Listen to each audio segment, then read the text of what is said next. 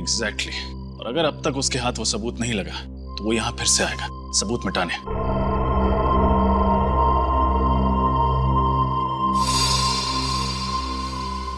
ये देखिए, खून की प्यासी नर्स। अब इसकी प्यास जेल में ही बुझेगी। ये मेन हॉल में है, चलो। अरे अभी तो इधर थी, कहाँ गई? ये तो उसी आदमी की आवाज है जो यहाँ रहता है। ऊपर चलो। ऊपर।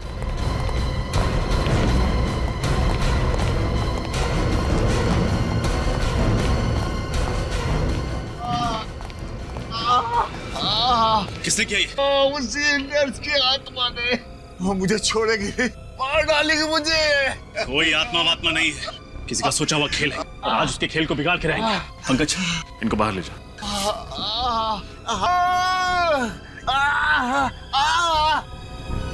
विनीत, इस कमरे की अच्छी तरह तलाशी लो। कोई तो वजह होगी कि वो खूनी इस बुजुर्ग आदमी को मारना चाहता है।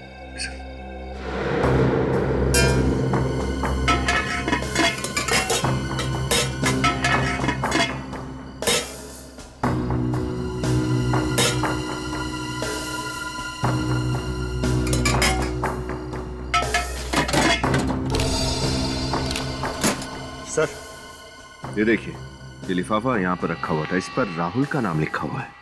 राहुल का नाम?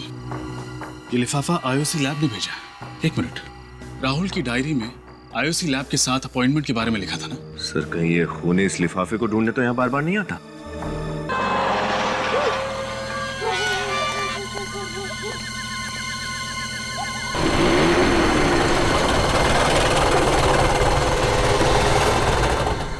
यार मुझे तो डर लग रहा है, अगर वाकई में कोई आत्मा हुई तो आत्मा के साथ अंताक्षरी खेलेंगे।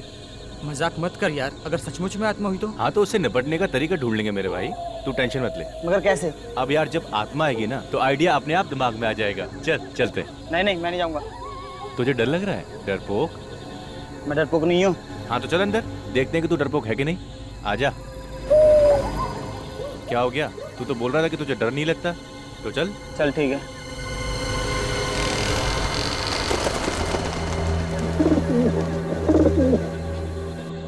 चल ना।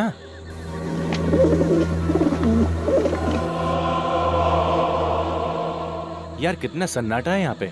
मैं कह रहा था तुझे अंदर नहीं चलते, मगर तू। ए डरपोक, तू बात बात पे ना डरना छोड़ दे। ये साइलम था, सोच एक जमाने में कितने लोग रहते होंगे यहाँ। वो वहां सुनी किसी की सीढ़ियां चढ़ने की आवाज। अरे हाँ यार, आवाज तो मुझे भी आ रही है, मगर यार कोई नजर नहीं आ रहा। अब तो मुझे भी डर लग रहा है यार। ये आवाज तो बढ़ती ही जा रही है। कहीं ये आवाज हमारी तरफ तो नहीं आ रही? वो देखो कौन है।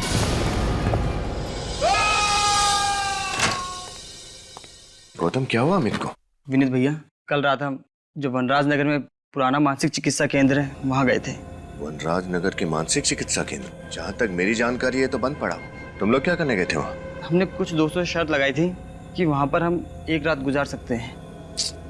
कितनी बार समझाया तुम लोगों को, ये बेकार की शर्तें मत लगाया करो, अपनी पढ़ाई पर ध्यान दो। सॉरी भैया। फिर क्या हुआ? फिर भैया किसी के चलने की आवाज आई। तुम लोगों के अलावा कोई और भी था वहाँ पर? हाँ भैया, वही देखने के लिए हम ऊपर जा रहे थे तो किसी ने अमित को धक्का दे दिया।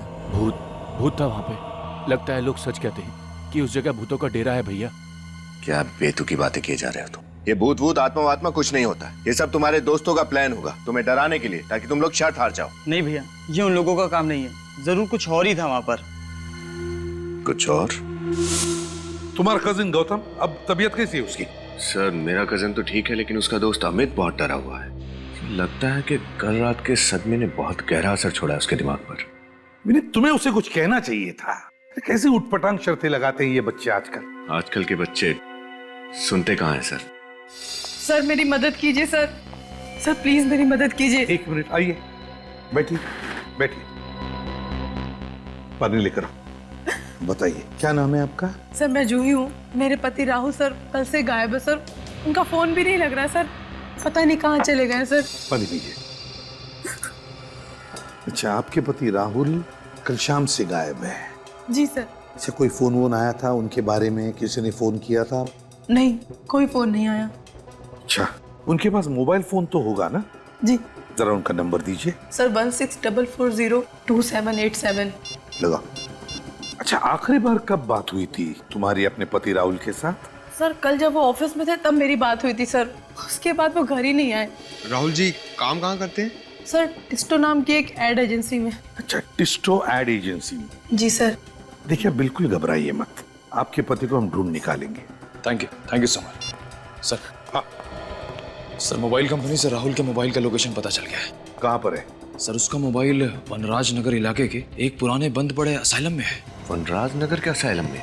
सर कल रात को गौतम और अमित भी वहीं गए थे। गौतम और अमित दोनों भी वनराज नगर के बंद पड़े असाइलम में गए थे कल रात। और इस जूही का पति राहुल, उसके फोन का आखिरी लोकेशन भी वनराज नगर ही था। ये सारा चक्कर क्या है? वनराज नगर असाइलम।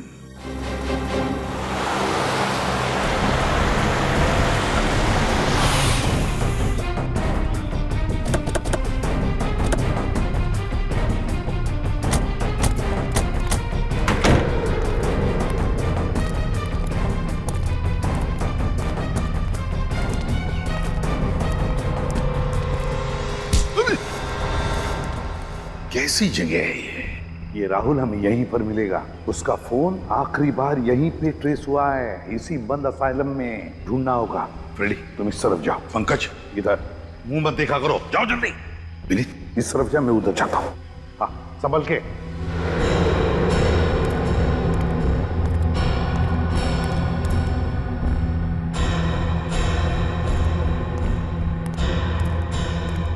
हमेशा गलत जगह पे मुझे ही लेके जाते हैं।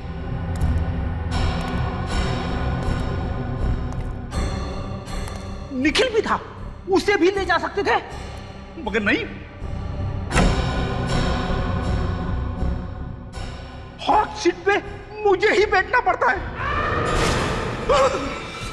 सर जल्दी से आइए सर, यहाँ पे कोई है।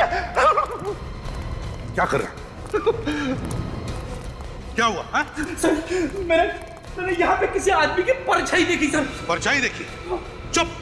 परछाई देखी, चलो देखते हैं कौन है इधर। कोई नहीं।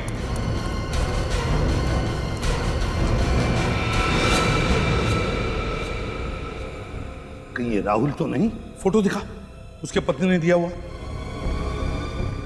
क्या ये राहुल ही तो है? सर कितनी बेरहमी से इसकी गर्दन मरोड़ी है। जिसने भी किया है ना, कोई ताकतवर इंसान है। मुझे जो लग रहा है वो अगर मैं बोलूंगा तो चुप रहो। परछाई वाला आदमी वही खूनी है, वही खूनी है।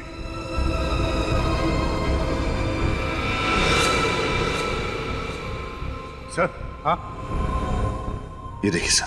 ये राहुल का हो सकता है कैमरा। सर अगर राहुल इस कैमरे से शूटिंग कर रहा था तो हो सकता है इस खूनी की रिकॉर्डिंग भी होगी उसमें। चेक करो।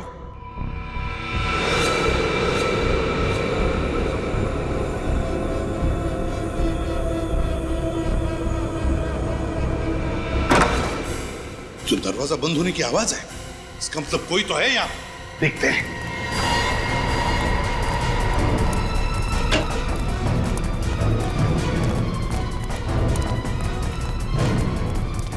देखो कहां से आवाज आ रही है।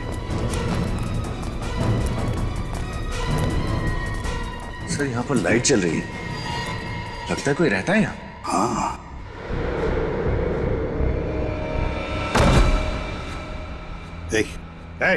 उठो।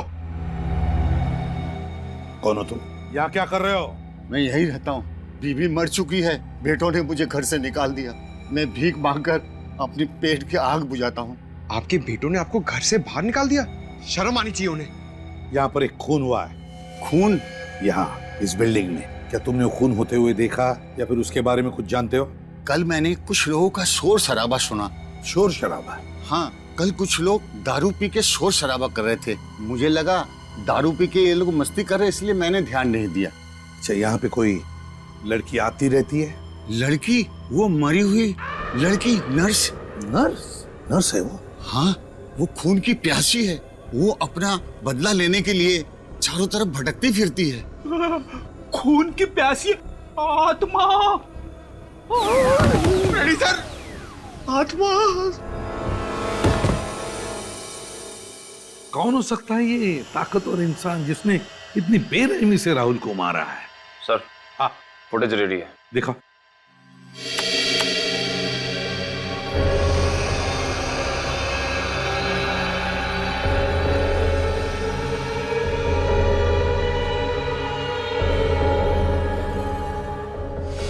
पॉज करो, पॉज करो।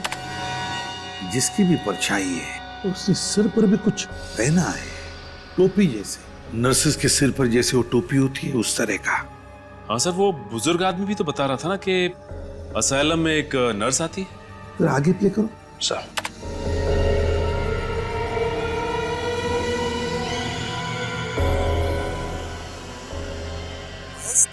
सर राहुल किसी से बात कर रहा है। हाँ, ये राहुल किसी से बात कर रहा है, मगर किससे और क्या कह रहा है? निखिल, आवाज जरा साफ करो अच्छी तरह से, पता तो चले ये राहुल कह क्या रहा है और हुआ क्या है वहां पर। सर, हाँ पंकज, क्या पता चला? सर, उस पुराने मानसिक चिकित्सा केंद्र असाइलम का पूरा इतिहास पता चल गया है। क्या इतिहास है? आज से 13 साल पहले, साल 2000 में वहां पर एक पेशेंट ने एक नर्स का खून कर दिया था।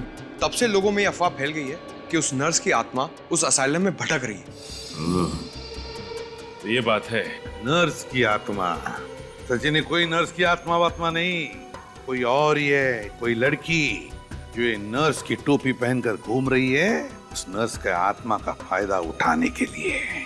सर हाँ, सर आवाज साफ हो गई है। सर राहुल की आवाज तो साफ हो गई है, लेकिन वो किससे बात कर रहा है समझ में नहीं आ रहा है। कोई बात नहीं, राहुल की आवाज सुनते। महेश, तुम? महेश? राहुल ने किसी महेश का नाम लिया है, इसका मतलब है राहुल उस महेश के साथ बात कर रहा है इस वीडियो में। सर, कहीं राहुल को इस महेश ने तो नहीं मारा? हो सकता है। महेश, राहुल की आवाज सुनकर ऐसा लग रहा था जैसे महेश को देखकर राहुल चौंक गया। इसका मतलब है राहुल और महेश एक दूसरे को जानते थे। राहुल के ऑफिस में जाकर देखना होगा कि है कौन ये महेश।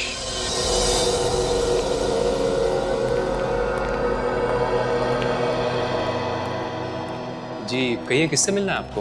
आप कौन है? जी मैं इस एड एजेंसी का क्रिएटिव हेड हूँ। हम लोग सीआईडी से हैं। आपके ऑफिस में राहुल काम करता था, उसके बारे में कुछ पूछताछ करनी है। राहुल हमारे लिए एड फिल्में बनाया करता था, सबसे काबिल एड फिल्म डायरेक्टर था वो, लेकिन बहुत गलत हुआ उसके साथ। वैसे आप लोग क्या पूछना चाहते हैं? देखिए, अक्सर इंसान के दुश्मनों की गिनती उसकी कामयाबी की सीढ़ियों की तरह बढ़ती जाती है। आप हमें ये बताइए कि इस ऑफिस में राहुल का कोई दुश्मन था क्या? कोई ऐसा था जो उसकी कामयाबी से जलता था? जी बिल्कुल नहीं सर। देखिए, हम सभी यहाँ पर एक परिवार की तरह मिलजुल कर काम करते हैं। किसी की किसी से कोई ईर्ष्या या दुश्मनी नहीं है। ये सब कहने की बातें हैं। अक्सर लोगों को अपने करीबी लोग या दोस्तों के कामयाबी से पेट में दर्द तो होता ही है। क्यों? देखिए, मैं आपकी बात से इनकार तो नहीं करता, लेकिन राहुल की किसी के साथ कोई खास दुश्मनी नहीं थी। महेश से? महेश? कौन महेश? कौन महेश? इस एड एजेंसी में महेश नाम का आदमी काम करता है ना? जी नहीं। तो राहुल के मुंह से कभी महेश का नाम सुना? जी कभी नहीं। राहुल का कोई डेस्क तो होगा ना यार? हाँ है। क्या हम देख सकते हैं? जी हाँ, आइए मैं आपको दिखाता हूँ। अच्छा, राहुल को वनराज नगर के पुराने असाइलम में इस एड एजेंसी ने भेजा था? जी नहीं, हमने नहीं भेजा। ये है राहुल का डेस्क। अच्छा ये बताइए कि पिछले कुछ दिनों से राहुल किसी बात को लेकर परेशान था क्या? जी हाँ, पिछले कुछ महीने से वो काफी छुट्टियां लेने लगा था। महीने में 4-5 छुट्टियां तो ले ही लेता था। और ये 4-5 छुट्टियां किस लिए लेता था वो? ये तो पता नहीं। मैंने कई बार जानना चाहा, लेकिन हर बार वो बात को टाल गया। उसने कभी मुझे ठीक ठाक जवाब नहीं दिया। जवाब मिल गया है। ये देखिए सर, राहुल की छुट्टियां लेने का कारण ये रेड ग्रेप्स प्रोडक्शन। राहुल तो इस एड एजेंसी में काम करते करते इसने खुद का प्रोडक्शन हाउस भी खोल लिया। राहुल ने खुद का प्रोडक्शन हाउस खोल लिया और हमें पता तक नहीं। हो सकता है सर ये अपनी ही किसी शूटिंग के सिलसिले में उस मानसिक चिकित्सालय गया, मगर उसने हमें किसी भी बात की भनक तक लगने नहीं थी। भनक लगने देता कैसे? अगर आप लोगों को पता चलता कि राहुल खुद का प्रोडक्शन हाउस खोल के बैठा है, तो क्या आपकी एड एजेंसी उसे एड फिल्म बनाने देती? ये बात तो है। जरा देखो कुछ और मिलता है क्या।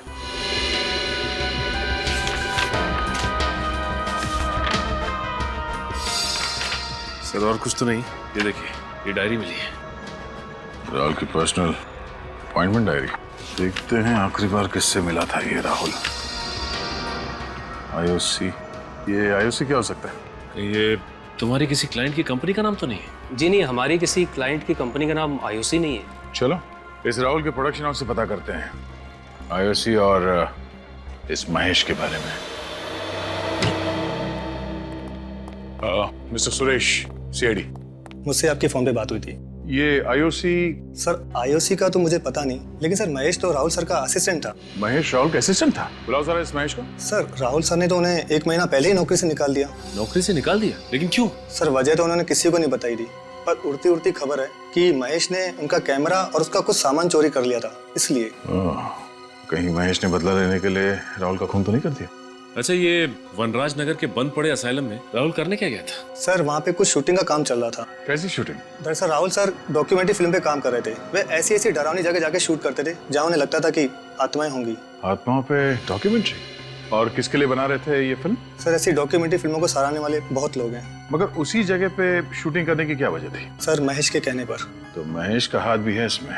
महेश एक दिन वहाँ से कुछ फुटेज शूट करके लाया था, जिन्हें देखकर राहुल सर को लगा कि वहाँ जरूर आत्मा है। क्या हम वो फुटेज देख सकते हैं? जी सर।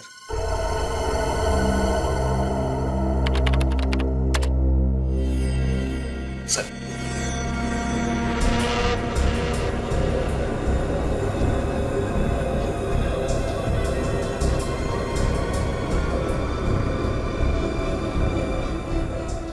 एक मिनट पॉज करो। इसमें भी लड़की? जरा जूम करो उस पे। देखा सचिन, कांच में लड़की का चेहरा साफ नजर आ रहा है। राहुल की वीडियो रिकॉर्डिंग में भी लड़की दिखी थी ना? हाँ सर, लगता है ये लड़की महेश से मिली हुई है और इन दोनों ने मिलकर राहुल का खून किया है। अब इन सारे सवालों का जवाब उस मानसिक चिकित्सालय से ही मिलेगा।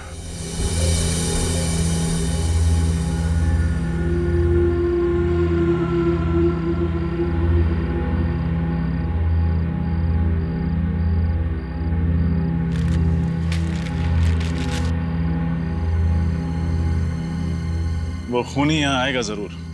सर आप इतना यकीन के साथ कैसे कह सकते हैं कि यहाँ पर फिर आएगा? वो इसलिए पंकज, क्योंकि वो खूनी यहाँ 2 बार पहले भी आ चुका है। एक बार राहुल को मारने और दूसरी बार जब अमित और गौतम यहाँ आए थे। और उसके बार बार यहाँ आने की एक ही वजह हो सकती है, कोई तो ऐसा सबूत जरूर है जिसे वो ढूंढकर छिपाना या तो मिटाना चाहता है। एग्जैक्टली।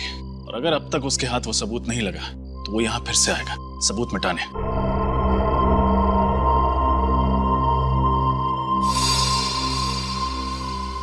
ये देखिए, खून की प्यासी नर्स। अब इसकी प्यास जेल में ही बुझेगी। ये मेन हॉल में गया, चलो। अरे अभी तो इधर थी, कहाँ गई? ये तो उसी आदमी की आवाज है जो यहाँ रहता है। ऊपर चलो। ऊपर।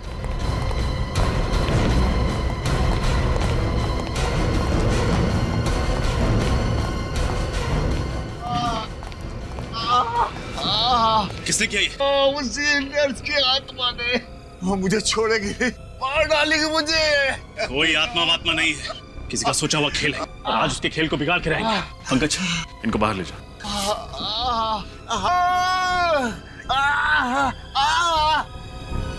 विनीत, इस कमरे की अच्छी तरह तलाशी लो। कोई तो वजह होगी कि वो खूनी इस बुजुर्ग आदमी को मारना चाहता है।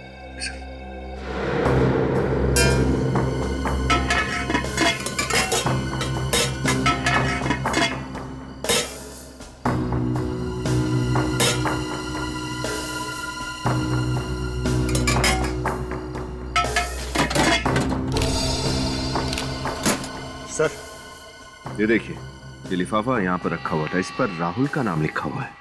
राहुल का नाम? ये लिफाफा आईओसी लैब ने भेजा। एक मिनट, राहुल की डायरी में आईओसी लैब के साथ अपॉइंटमेंट के बारे में लिखा था ना? सर कहीं ये खूनी इस लिफाफे को ढूंढने तो यहाँ बार बार नहीं आता? देखते हैं इसके अंदर क्या है।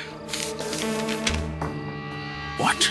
एक लड़की की हड्डी के टुकड़े की फोरेंसिक रिपोर्ट? अब ये क्या नई पहेली है? एक लड़की की हड्डी की फोरेंसिक रिपोर्ट इस बुजुर्ग आदमी के कमरे में क्या कर रहे हैं? सर कहीं ये रिपोर्ट इसे राहुल की लाश के पास तो नहीं मिली और ये उठाकर उसे यहाँ ले आया? हो सकता है विनीत, या फिर ऐसा भी हो सकता है कि राहुल ने मरने से पहले ये लिफाफा आकर इस कमरे में छुपा दिया, उस समय जब ये बुजुर्ग आदमी इस कमरे में नहीं थे। शायद ऐसा ही हुआ होगा सर, वरना पूछताछ करने के बाद ये आदमी हमें इस लिफाफे के बारे में जरूर बताता, लेकिन इसने कुछ नहीं बताया। हाँ विनीत, ये बात भी है। आईओसी लैब से हड्डी का टुकड़ा साड़ुंके साहब को भेज दो।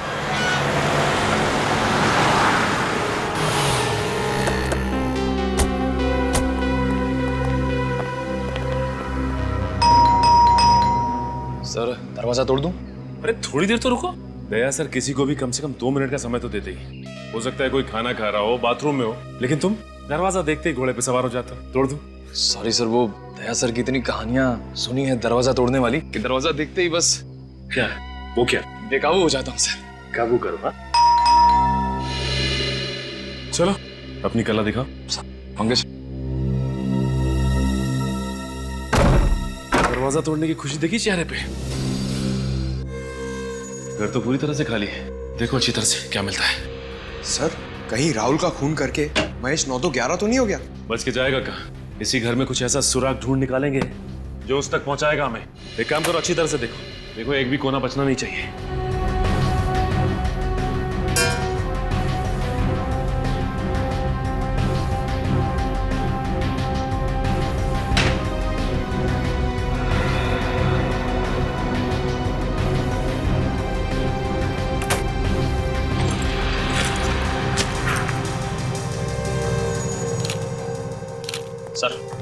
सर महेश की कबर्ड में से ये बैग, ये ट्राइपॉड और ये स्टिल कैमरा मिला है।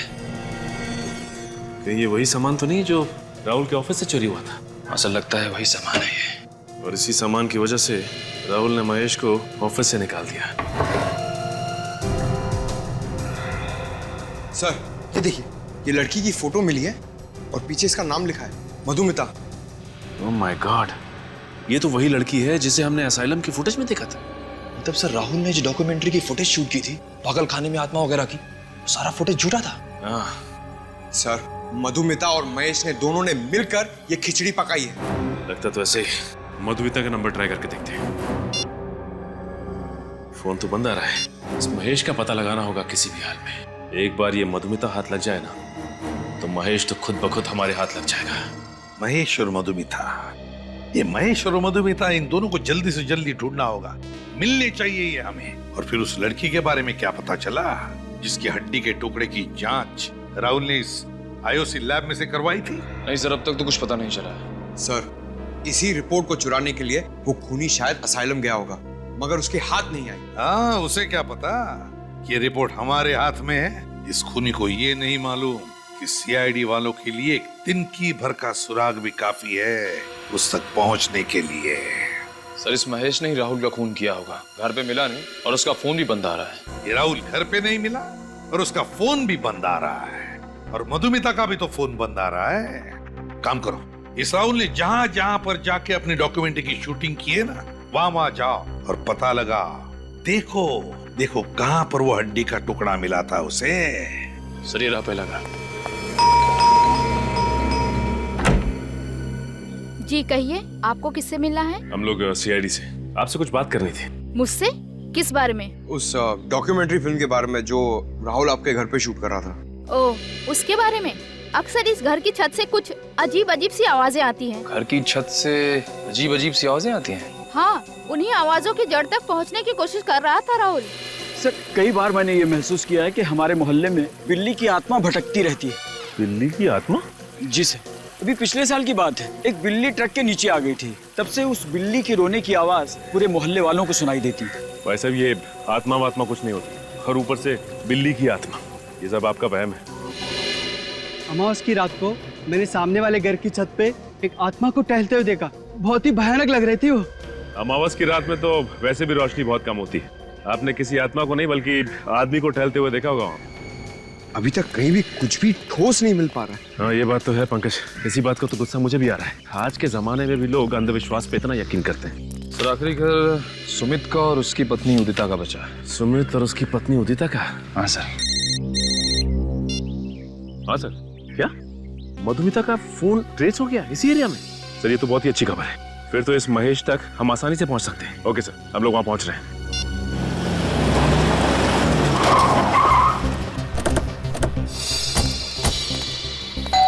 यहीं पे ट्रेस हुआ था मधुमिता का मोबाइल।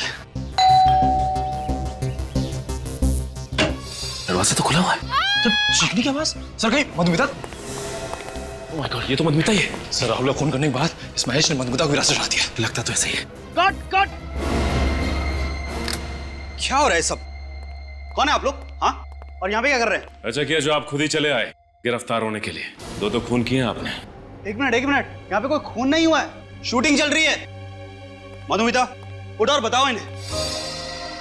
Madhumita, yes sir. तुम फिर से शॉट में सो गई थी? नो सर, ये लोग एक्टर नहीं है।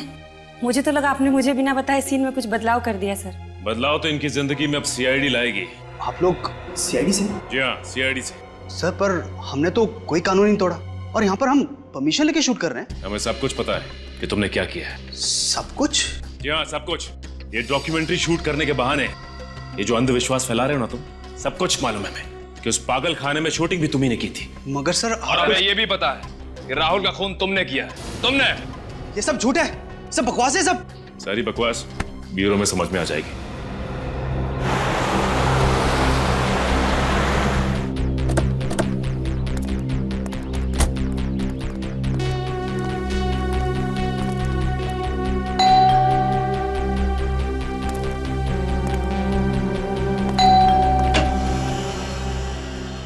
आप मिस्टर सुमित? जी, मेरा नाम सुमित है। आप लोग मेरे बैंक से लोन के सिलसिले में आए? नहीं, लोन वोन कुछ नहीं, हम लोग सीआईडी से। सीआईडी? कौन है सुमित? कोई नहीं, तुम बिस्तर से उठ के क्यों आ गई? डॉक्टर ने तुम्हें आराम करने के लिए कहा है। पानी चाहिए था। तो मुझे बुला लिया होता ना, मैं दे देता। चलो आराम करो, चलो चलो। हाँ, संभल के जाओ, आराम करो। सॉरी, दरअसल मेरी वाइफ की तबीयत कुछ ठीक नहीं है। क्या हुआ है? कुछ खास बीमारी नहीं है, आयरन की कमी है, इसलिए थोड़ी कमजोरी है। डॉक्टर ने दवाई दी है, कुछ ही दिनों में ठीक हो जाएंगी। लेकिन सर, सीआईडी वाले यहाँ तो सब ठीक है। मिस्टर सुमित, कुछ हफ्तों पहले एक राहुल कुमार ने आपके घर में डॉक्यूमेंट्री शूट की थी, ये पता लगाने के लिए कि आपके घर में आत्माएं हैं या नहीं। ओह, उस डॉक्यूमेंट्री के सिलसिले में आप लोग यहाँ आए हैं? जी हाँ, हम आपको बता दें कि मिस्टर राहुल का खून हो गया है। What? राहुल का खून हो गया? कैसे, किसने किया ये सब? बस उसी की इंक्वायरी चल रही है, उसी का पता लगा रहे हैं हम लोग। मिस्टर सुमित, आप काफी पढ़े लिखे आदमी हैं, फिर भी आप भूत प्रेत पे यकीन करते हैं? सर, किसी के पढ़े लिखे होने या ना होने से कोई फर्क नहीं पड़ता। वैसे मुझे पूरा विश्वास है कि आत्माएं नहीं होती, इसलिए तो राहुल को बुलाया था यहाँ, ताकि वो इस घर को शूट करे और उदिता का वहम दूर हो। वहम? कैसा वहम? उदिता को अक्सर इस घर में अकेले में आवाजें सुनाई देती हैं और उसे लगता है कि इस घर में कोई आत्मा है जो डेरा डाले बैठी है। तो इसलिए आपने राहुल से कहा कि यहाँ आकर शूटिंग करे और पता लगाए यहाँ आत्मा है या नहीं। एग्जैक्टली। और जैसा कि मेरा विश्वास था, इस घर में कोई आत्मा नहीं निकली। मिस्टर सुमित, आपको एतराज ना हो तो हम आपके घर की तलाशी ले सकते हैं? सर, दरअसल मेरी एक इम्पोर्टेंट मीटिंग है, मैं ऑलरेडी लेट हो चुका हूँ। इफ यू डोंट माइंड, ये तलाशी आप फिर किसी दिन ले सकते हैं? नहीं, बस 5-10 मिनट लगेंगे। सर, एक रिक्वेस्ट है, जैसा कि मैंने आपको बताया, मेरी पत्नी की तबीयत ठीक नहीं है, उसे कोई परेशानी ना हो। नहीं, उसका ध्यान रखेंगे हम लोग।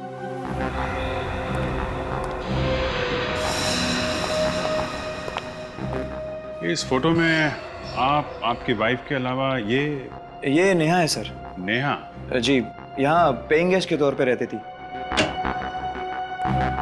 काफी दोस्ती लगती है आपकी वाइफ की और नेहा के बीच में। आपने ठीक पहचाना, नेहा और उदिता अच्छे दोस्त थे। इनफैक्ट सितंबर 2012 में जब नेहा मुंबई में हमारे यहाँ रहने आई, उसके बाद नेहा और उदिता में दोस्ती और गहरी हो गई।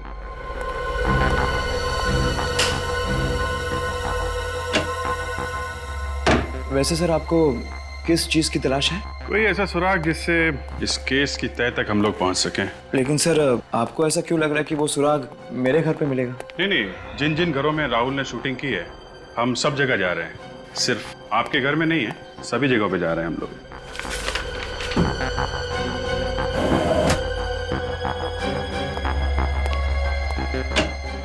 ये आपके घर में तहखाना? जी सर, लेकिन वहाँ कोई खास सामान नहीं है, पुराना फर्नीचर वगैरह। मैं देखना चाहूंगा।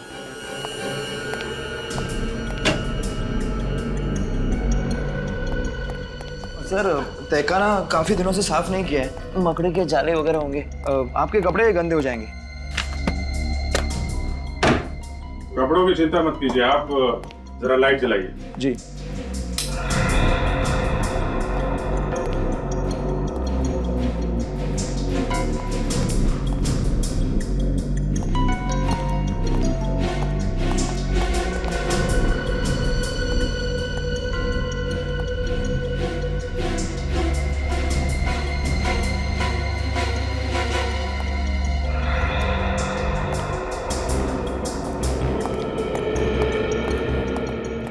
सर, पूरे घर की अच्छी तरह से तलाशी ली है, कोई खास सुराग मिला नहीं। मैंने कहा था ना सर, आपकी मतलब कि कोई चीज़ यहाँ नहीं मिलेगी। ठीक है सुमित जी, अभी तो हम लोग जा रहे हैं, लेकिन जरूरत पड़ी तो आपको दोबारा परेशान करेंगे। सर, आप बेवजह हम पर शक कर रहे हैं। हमने राहुल का खून नहीं किया। हर खूनी यही कहता है कि उसने खून नहीं किया। राहुल का कैमरा तुमने चुराया, उसका बाकी का सामान भी तुमने ही चुराया है ना? चुराया नहीं था सर, बिना कहे कुछ समय के लिए इस्तेमाल किया था। ये डॉक्यूमेंट्री फिल्म शूट करनी थी। और इसलिए राहुल ने तुम्हें नौकरी से निकाल दिया और तुमने उसकी जान ले ली। आप क्या कह रहे हैं? इतनी छोटी सी वजह के लिए मैं उसकी जान क्यों लूंगा? ओहो, नौकरी से निकाल दिया वो तुम्हें छोटी सी वजह लगती है? हा? ये तो बहुत बड़ी वजह है, समझे? हमारे लिए तो ये बहुत बड़ी वजह है। अब तुम मधुमिता, तुम्हारा क्या कहना है? सर, मुझे इस सब में क्यों फंसाया जा रहा है सर? कोई फंसा नहीं रहा है तुम्हें यहाँ पर, समझे? सर देखिए, मैं तो सिर्फ एक एक्ट्रेस हूँ। मुझे जो भी किरदार मिलता है मैं बस पूरी ईमानदारी से उसे निभाती हूँ सर। हाँ, ये तो बड़ी ईमानदारी से अपना किरदार निभाती है। इतनी ईमानदारी से कि इसे पता ही नहीं चलता वो कौन सा किरदार निभा रही है और किस लिए, है ना? जानते हो इस लिफाफे में क्या है? नहीं, क्या है? इस लिफाफे में उस लड़की की हड्डी की डीएनए रिपोर्ट है जो राहुल ने लैब में भेजी थी। हड्डी की डीएनए रिपोर्ट? हाँ, हड्डी की। तो बताओ, राहुल के अलावा और किसकी जान ली है तुमने? वो लड़की कौन थी जिसे मारा तुमने? मैंने किसी की जान नहीं ली। आप मेरा यकीन क्यों नहीं करते? तो फिर वनराज नगर क्यों गए थे? असाइलम में राहुल के पीछे पीछे? हाँ? उसे डराने के लिए। पर वो सब मजाक था, सिर्फ मजाक। हाँ, मैं राहुल से बदला लेना चाहता था, लेकिन उसे डरा कर, उसे मारकर नहीं। अच्छा। और डराने के लिए तुम मधुमिता को लेकर गए थे ना, नर्स की आत्मा बनाकर, है ना? नर्स की आत्मा? हाँ, नर्स की आत्मा। बिल्कुल नहीं सर, महेश के साथ इससे पहले मैंने सिर्फ एक ही बार शूटिंग की थी और उसमें मैं नर्स नहीं बनी थी सर। हाँ सर, वहाँ मैं अकेले ही गया था, मेरे साथ कोई नहीं था। अकेले गया था? मतलब कि वो परछाई नहीं थी, वो आत्मा असली थी सर। पंकज, अगर तुम अकेले गए थे तो फिर तुम कहाँ थे 25 फरवरी की रात को? बताओ। मैं अपनी सहेली की शादी में गई थी सर। आप चाहे तो निशा से पूछ सकते हैं। वो तो हम पूछ ही लेंगे, पूरी पूछताछ करेंगे हम तुम दोनों के बारे में। फिलहाल तो तुम्हें जाने दे रहा हूं मैं, लेकिन एक बात याद रखना, अगर जरूरत पड़े तो तुम दोनों को फिर से आना पड़ेगा यहाँ पर, समझे? जा सकते हो। Thank you sir.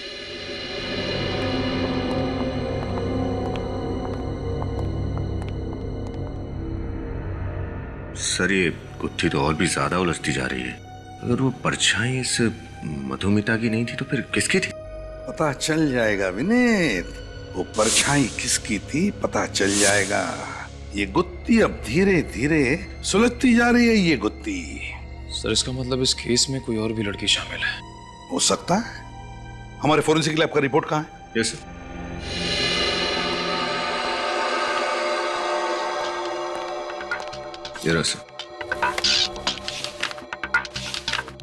ये देखो, साळुंखे का रिपोर्ट। हड्डी पर जिंक ऑक्साइड के ट्रेसेस मिले थे। जिंक ऑक्साइड तो रैट पॉइजन में, चूहे मारने की दवाओं में इस्तेमाल किया जाता है। जरा याद करके बताओ, जब तुम लोग उन 4 घरों में पूछताछ करने के लिए गए थे जहां पर राहुल ने अपनी डॉक्यूमेंट्री की शूटिंग की थी, तो वहां पर तुम्हें कोई रैट पॉइजन दिखा? जरा याद करो अच्छी तरह से। चूहे मारने की दवाई याद है सर। ये सुमित और उदिता के घर के तहखाने में मैंने एक चूहेदानी देखी थी। चूहेदानी थी सुमित और उदिता के घर में? अगर चूहादानी है तो चूहे मारने की दवाई भी होगी। ये सुमित और उदिता जरूर कुछ न कुछ छुपा रहे हैं हमसे। सुमित और उदिता के इंटरव्यू में एक बात गौर करने वाली है सचिन। वो कैसे? जैसे उदिता ने नेहा का नाम लिया, सुमित परेशान हो गया। सर, लगा तो मुझे भी ऐसा ही था, लेकिन ये नेहा तो उदिता की सहेली है ना, उसके घर पे रहने के लिए गई थी, तो फिर सुमित उसे लेके परेशान क्यों होगा? कुछ तो है सचिन जो ठीक नहीं है। ये नेहा इनके घर रहने आई थी और फिर अचानक गायब हो गई। हाँ सर, कुछ तो ऐसा है जो अब तक हमें पता नहीं चला है। उदिता ने अपने इंटरव्यू में भी ये नेहा कहाँ रहती है बताया था ना? CP colony, Pune. पुणे। अब वहाँ नेहा के घर चलकर पता चलेगा कि माजरा क्या है। हाँ, आ रही हूँ।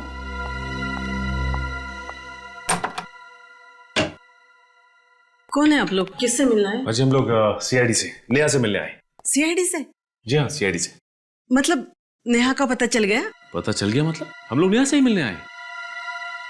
मुझे लगा आपको मेरे बच्चे मिल गए। कहाँ है नेहा? पता नहीं, 1 महीना हो गया लापता, ना कोई फोन ना कोई खबर। भगवान जाने मेरी बेटी किस हाल में होगी। आप बिल्कुल फिक्र मत कीजिए, आपकी बेटी नेहा को हम लोग ढूंढ निकालेंगे। अच्छा ये बताइए कि किसी ने फोन किया था आपको? हो सकता है आपकी बेटी को किसी ने अगवा किया, कोई फोन आया था? नहीं बेटा, मैं तो विधवा हूँ। किसी तरह नेहा को पढ़ाया लिखाया, इस काबिल बनाया कि वो अपने पैरों पर खड़े हो जाए। अगर किसी अगवा करने वाले का फोन भी आता ना, तो उनको देने के लिए मेरे पास पैसा है ही कहाँ। माँ जी कहीं ऐसा तो नहीं कि नेहा अपनी मर्जी से घर छोड़ के चली गई हो? अरे कैसी बातें कर रहे हैं आप? दुनिया की ऐसी कौन सी बेटी होगी जो अपनी माँ को इस तरह छोड़ के जाएगी, वो भी बिना बताए।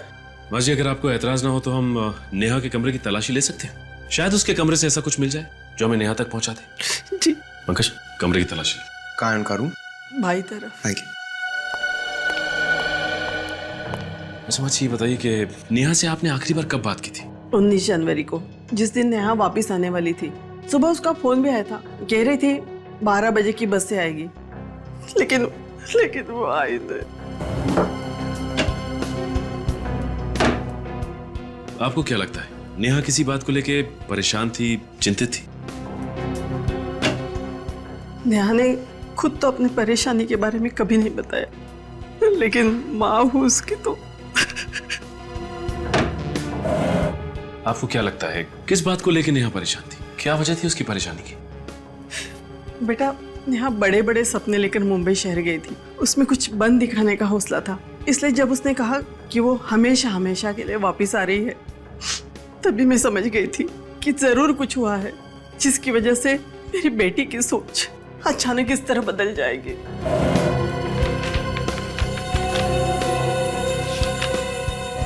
सर! पंकज,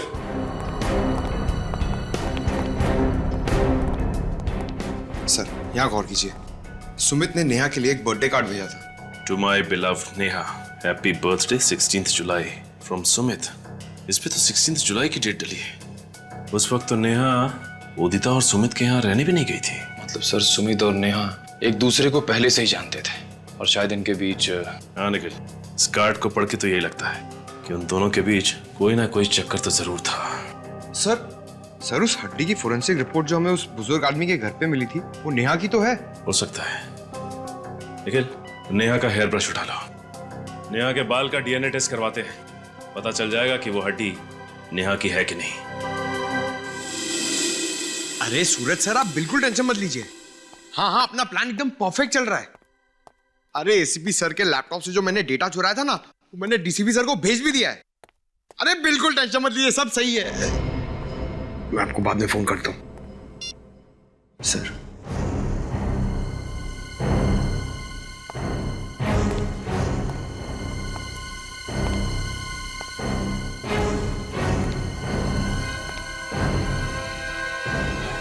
तुम एक सीआईडी ऑफिसर हो, एक सीआईडी ऑफिसर, समझे? और सीआईडी ऑफिसर वही काम करता है जो अपने देश के या फिर समाज के हित में होता है। सर मैं समाज के लिए सोचता हूं सर। बस या अपने आप से कहो या फिर उनसे कहो जिनके लिए तुम ये सब कर रहे हो। पूछो अपने से कि क्या तुम वही काम कर रहे हो जो अपने देश के हित में है, या फिर इसके पीछे कोई और साजिश है? सर। हाँ सर, नेहा के बाल की डीएनए रिपोर्ट आ गई सर। क्या पता चला? सर नेहा के बाल का डीएनए और वो हड्डी जो राहुल ने भेजी थी उसका डीएनए दोनों मैच हो गए सर। दोनों मैच हो गए? मतलब नेहा का खून हो चुका है। और जो सुमित के ऑफिस से पता चला है कि सुमित अक्सर काम के सिलसिले में पुणे जाया करता था और शायद वहीं पे उसकी नेहा के साथ दोस्ती और गहरी हो गई। तो फिर हुआ ये होगा कि नेहा पीछे पड़ी होगी सुमित के, मुझसे शादी करो, मुझसे शादी करो। और फिर उससे छुटकारा पाने के लिए सुमित ने नेहा को खत्म कर दिया। सुमित, इस सुमित के नाटक से पर्दा हटाने का वक्त आ गया है।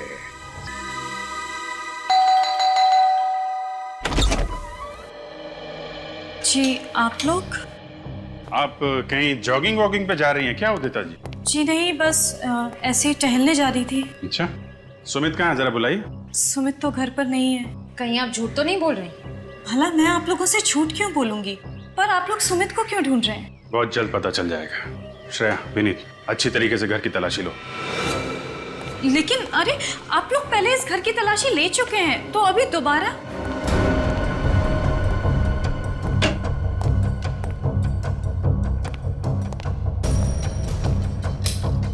क्योंकि इस बार हमें यकीन है कि हमें वो सबूत मिल जाएगा जिससे हम साबित कर सकें कि आपके पति सुमित जी एक खूनी है। क्या? सुमित और खूनी? ये सब आप क्या कह रहे हैं? आपको याद है नेहा गायब हो चुकी है? हाँ मुझे पता है, मगर सुमित का इन चीजों से क्या लेना देना है?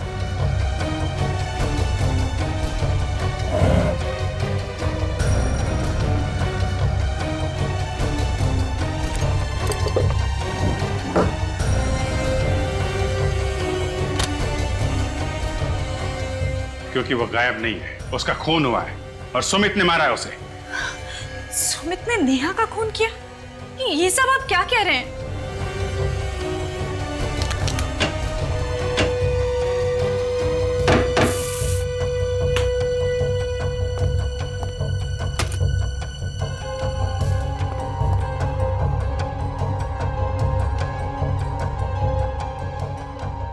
मेरे पति किसी का खून नहीं कर सकते। सर! हाँ विनीत? सर नीचे आइए प्लीज।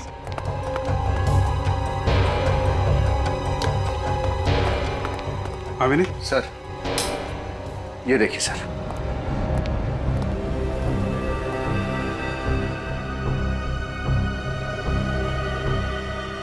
इतना सारा खून?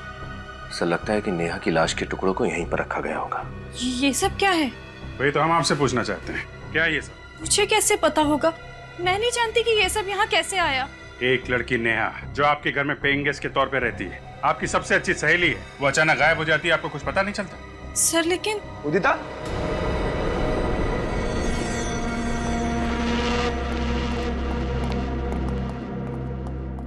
उदिता, अरे आइए आइए सुमित जी, आपका इंतजार कर रहे थे हम लोग। आप लोग फिर से? बस आखिरी बार आपके घर पे, इसके बाद तो जेल में ही मुलाकात होगी आपसे। जेल में? ये क्या कह रहे हैं आप? सच कह रहे हैं, नेहा का बेदर्दी से खून कर दिया और आप भोले बन रहे हो। क्या? नेहा का खून हो गया? ये क्या कह रहे हैं आप? मैं क्यों उसे मारूंगा? वो तो मेरी अच्छी दोस्त थी। दोस्ती पे जब प्यार का रंग चढ़ता है ना, तो जिंदगी में तूफान आ जाता है। देखिए, जैसा आप सोच रहे हैं वैसा कुछ भी नहीं है। मिस्टर सुमित, तुमने जो नेहा को प्यार भरा ग्रीटिंग भेजा था, वो हमारे हाथ लग चुका है। सुमित क्या बोल रहे हैं? कौन से ग्रीटिंग कार्ड की बात कर रहे हैं ये लोग? उदिता, इन पर विश्वास मत करो, ये लोग झूठ बोल रहे हैं।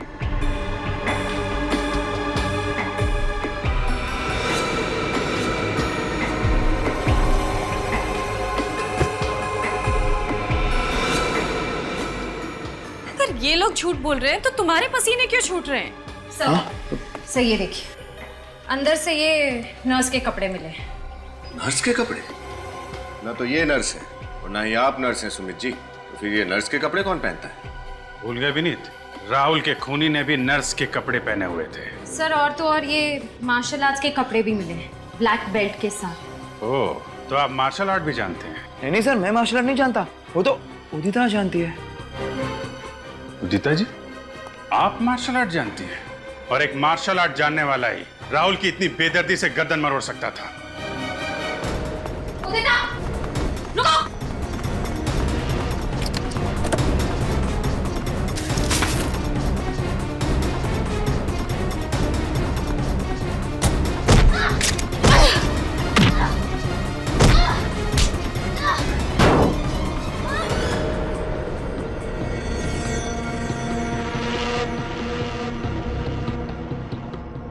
खेल कूद का टाइम खत्म हो गया। क्यों, क्या ये सब? नेहा और मैं बहुत अच्छे दोस्त थे, इसलिए नेहा जब पुणे से मुंबई आई तो मैंने उसे अपने घर पे रहने दिया और बदले में उसने क्या दिया, मुझसे मेरा पति छीन लिया। लाश कहाँ है नेहा की? पीछे गार्डन में दफनाई हुई है। मुझे ऐसा लगता है कि इस घर में जो आवाजें हैं वो नेहा की आत्मा की है। आत्मा की नहीं, तुम्हारे अंतरात्मा की आवाज है। तुम्हारा गिल्ट, आत्मग्लानि तुम्हें तब तक परेशान करते रहेंगे जब तक तुम्हारे किए की सजा तुम्हें नहीं मिल जाती। शायद फांसी होगी तुम्हें।